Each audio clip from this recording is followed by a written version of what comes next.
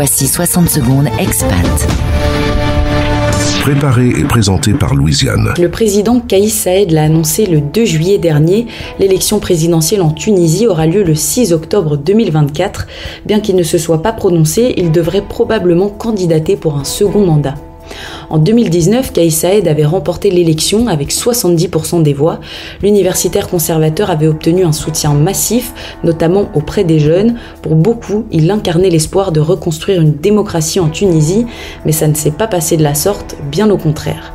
Depuis plusieurs années, Kais Saïed a instauré une dérive autoritaire en mettant en place un régime hyper-présidentiel.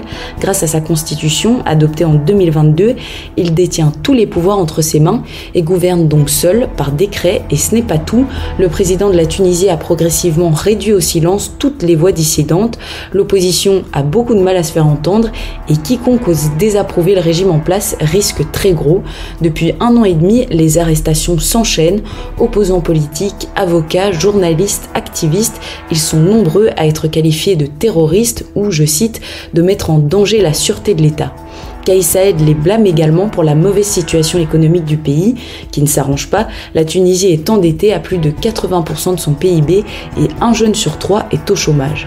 Le président attribue également les problèmes de la Tunisie aux migrants subsahariens présents sur le territoire, en transit vers l'Europe. En février 2023, il avait prononcé un discours complotiste et anti-immigrant en parlant, ouvrez les guillemets, d'une horde de migrants clandestins qui font partie d'un plan criminel pour changer la composition démographique de la Tunisie.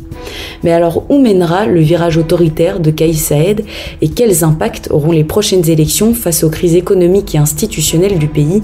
Le mandat du président tunisien se termine le 23 octobre prochain.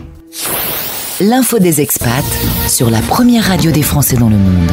Françaisdanslemonde.fr